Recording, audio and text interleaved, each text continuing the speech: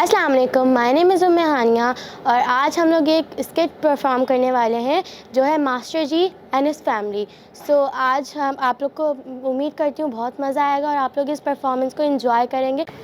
जिस दौर में हर तरफ आबे ज़ेर का ही नज़र आती है, वहाँ मास्टर इनायतुल्लाह जैसे राज़बाज़, राज़ गुफ्तार, वसीउन नज़र और वज़ादार लोग भी होते हैं। मास्टर इनायतुल्लाह इंतहाई मरगूबुल तबा इंसान है। मास्टर जी इतने शाइस्ता तर्ज़ तकल्लुम और इजाज़ बयान वाले शख्स हैं कि गुमान होता है कि उनकी ज़बान आबे कौसर से धुली हो। मास्टर जी का गांव बहुत ज़्यादा पसमानदा है। मास्टर जी का घर भी दीगर घरों की तरह मट्टी से तामीर शुदा है, जिसमें 2 कमरे हैं। इस घर में मास्टर जी, उनकी बीवी और बेटी रहते हैं और साथ ही मास्टर जी का साला भी रहता है जो काड़ा है, यानी एक आँख ख़राब है। सुनते हो मास्टर, शबनम की माँ बता रही थी रशीद ने अपनी बेटी की शादी में दामाद को नई मोटरसाइकिल दी है। बताओ, वो और उसकी बीवी इधर उधर से उधार मांगकर तो गुजारा करते थे, अचानक इतने पैसे कहाँ से आ गए? लगता है कोई लंबा हाथ मारा है। देखो, ना मैं किसी की बुराई सुनता हूँ ना करता हूँ, और वैसे भी पराई कोठी का मुंह टेढ़ा ही होता है। घर को भटियार खाना बनाया हुआ है, जब देखो दोस्तों को खाना खिलाने ले आते हो। तुम्हें नहीं तो तुम्हारे दोस्तों को तो शर्म आनी चाहिए। मुफ्त हो रहे हैं सारे के सारे। तुम हर वक्त आधा टीटर आधा बटेर क्यों करती हो?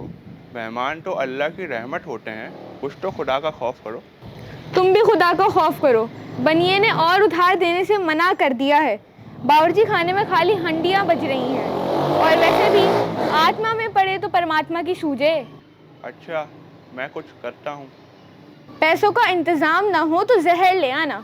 अगर तुम खाने का वादा करो तो पैसों से पहले जहर का इंतजाम कर दूंगा। तुमसे तो बात करना ही फजूल है। आपका खाना लगा दो, भूख लगी है। हाथ मुंह धो ले, बस अभी लगाती हूँ। अभी तो खाने को कुछ ना था, अब क्या उम्र अय्यार की ठेली हाथ लग गई है। और इसे देखो, शानो शौकत ऐसी है कि साल में 8 बार 9 त्यौहार मनाते हो। हट्टे कट्टे हो, कोई नौकरी क्यों नहीं करते? काम का ना काज का, ढाई मना नाच का। क्यों मेरे भाई के पीछे पड़े रहते हो? मैं इसका लिहाज सिर्फ इसीलिए करता हूँ कि यह वाहिदुल ऐन है। इसकी आधी दुनिया आबाद है तो आधी वीरान।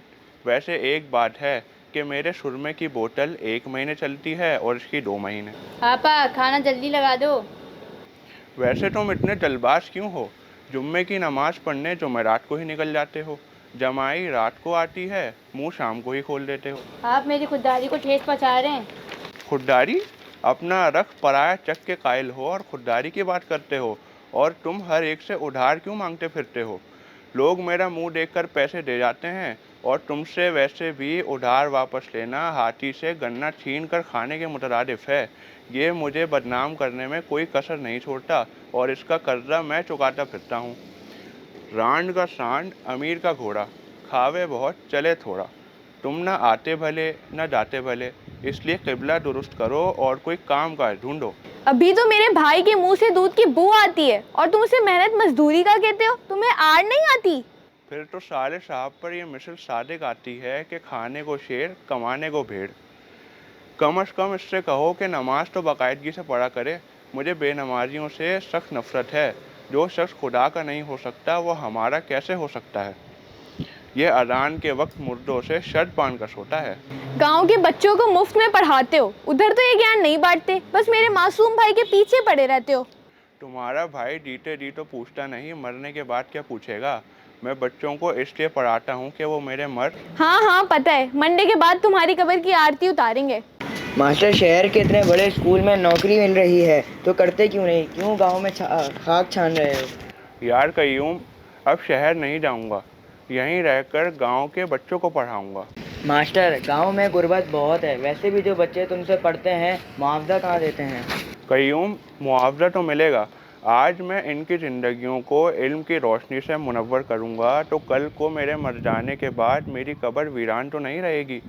कोई ना कोई मेरी कब्र पर फूल रख जाया करेगा। और वैसे भी बच्चों को पढ़ाना तोशा आखिरत है। दुनिया बदल चुकी है, सोच बदल चुकी है। गांव के लोगों की खिदमत कोई फ़ायदा नहीं होगा, कोई सिला नहीं मिलेगा। लोग एहसान फरामोश और बेहिस होते हैं। मुझे तो कभी कभी लगता है कि डार्विन का इर्तिकाई नज़रिया दुरुस्त है। हम नए तौर तरीके अपनाने की हवस में अपने तहज़ीब व तमद्दुन का गला घोंटते जा रहे हैं। तभी 12 बरस का लौंडा भी गाड़ी मांगता है। और ये डार्विन थ्योरी नज़रिया इर्तिका क्या फजूल नज़रिया है। मैं नज़रिया इर्तिका के सख्त खिलाफ हूँ, अलबत्ता डार्विन को बंदरों की औलाद में ज़रूर गिरदानता हूँ। अच्छा छोड़ो, पाकिस्तान के मुख्तलिफ हिस्सों में तुमने पढ़ाया है, तुम पाकिस्तान को बतौर कौम कैसे देखते हो? हमारी कौम आग लगने पर कुआं खोदती है और अबर देखकर घड़ियाल फोड़ डालती है। मास्टर, आए दिन लोग तुम्हें बेवकूफ़ बनाकर पैसे ऐंठ लेते हैं और मुझे समझ नहीं आता तुम इतनी जल्दी हर एक पर भरोसा क्यों कर लेते हो? यार कयूम, अगर मेरे पास पैसे हों और कोई उधार मांगे तो मैं मना नहीं कर पाता।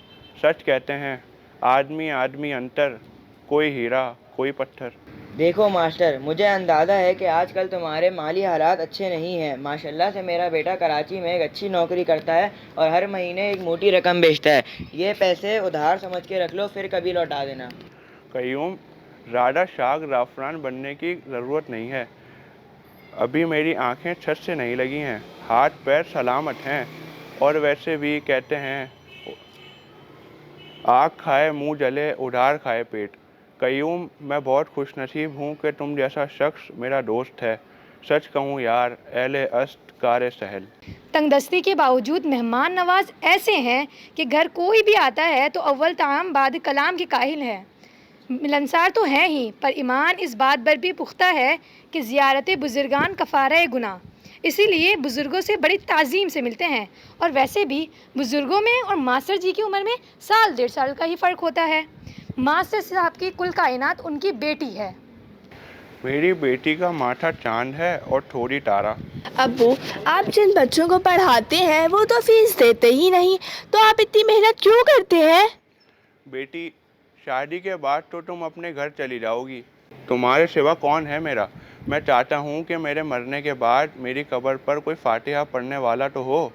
मुझे वीरान कब्र अच्छी नहीं लगती। ऐसे कौन बात करता है अब्बू? रिटायर होने के बाद आप बहुत ज़्यादा सोचने लगे हैं। आखिरत संवरने को तो सुना था, कब्र आबाद रखने की मंतक कहाँ से आ गई? वैसे मुझे लगता है शायद तुम ठीक कह रही हो, मैं वाकई बूढ़ा हो गया हूँ। अब्बू, आप तो 4-5 साल पहले ही बुढ़े हो चुके थे। बिटिया, तुम तो फूल बनकर कांटे चुबा रही हो। अब्बू, कच्ची मट्टी घड़ा ना बने जो थोड़ी सी ठोकर खाते ही टूट जाता है। मैं तो मजाक कर रही हूँ। गांव में कल एक तकरीब है, उसका मेहमान खुसूसी हूँ। देख लो कितनी इज्जत करते हैं लोग मेरी।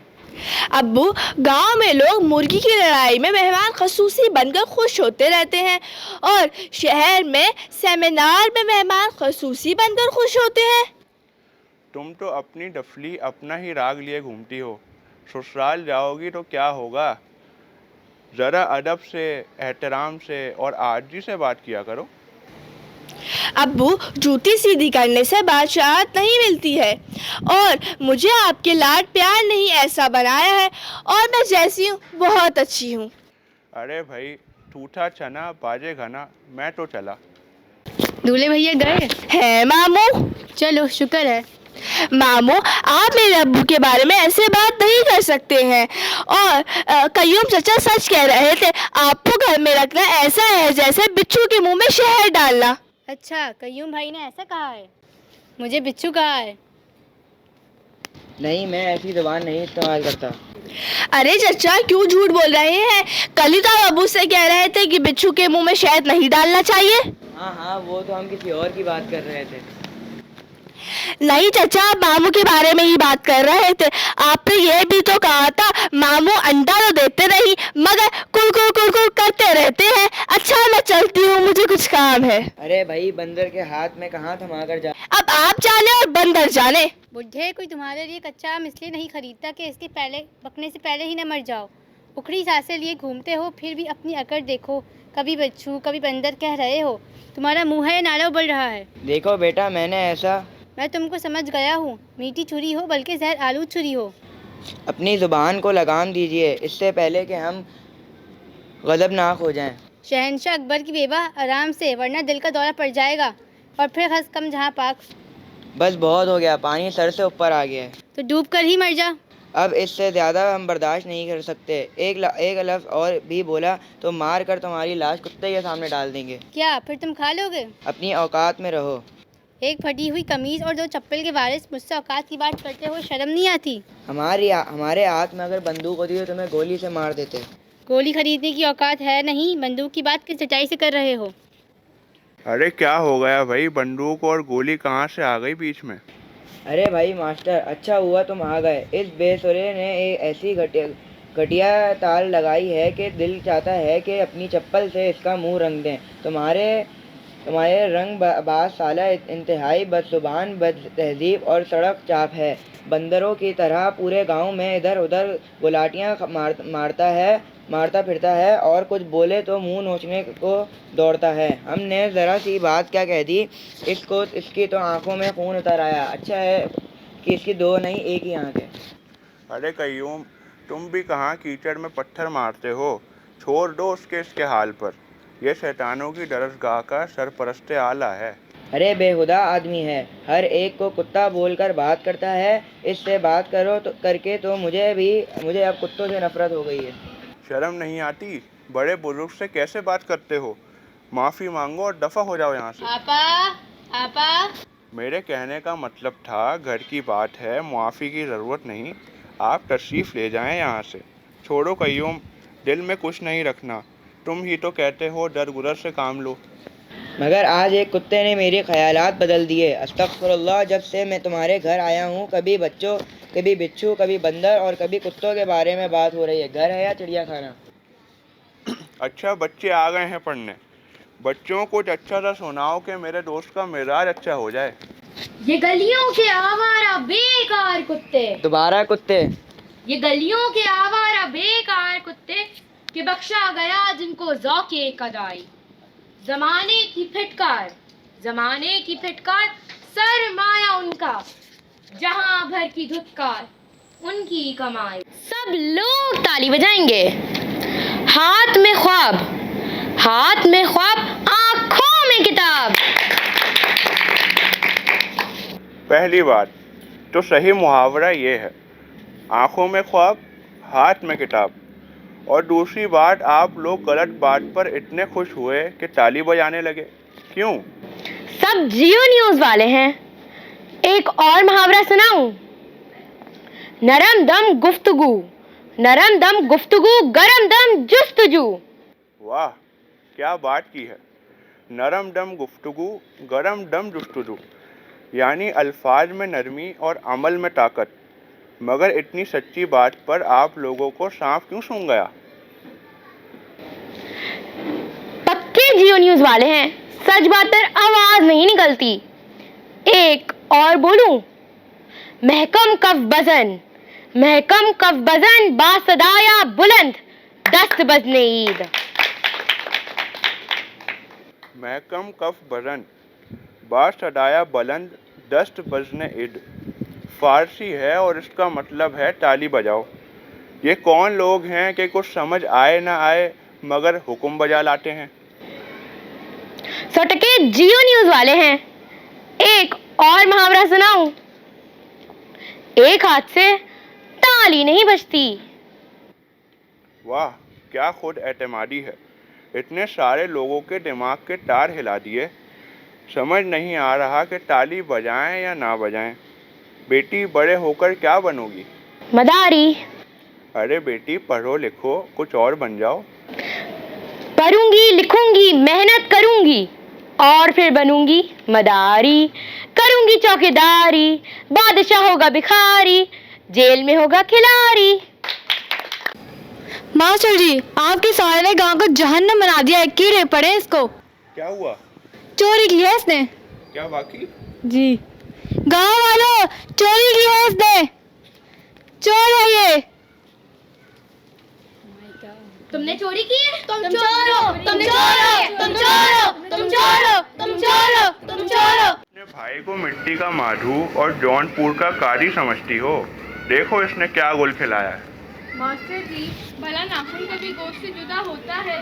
जैसा भी है, बुरा है, भला है तो हमारा अपना। उसकी कुछ खबर तो लो। मास्टर जी और कयूम थाने गए। वहाँ का दरोगा मास्टर जी को जानता था और इनकी शराफत का कायल था, इसलिए साले को बआसानी छोड़ दिया। अपनी बेटी के ब्याह के पैसों से साले को हुसूल रोज़गार के लिए दुबई भेज दिया। किस्मत की देवी मेहरबान थी, साले को वहाँ पर अच्छी नौकरी मिल गई। फिर साले ने अपना रंग गिरगिट की तरह बदल लिया।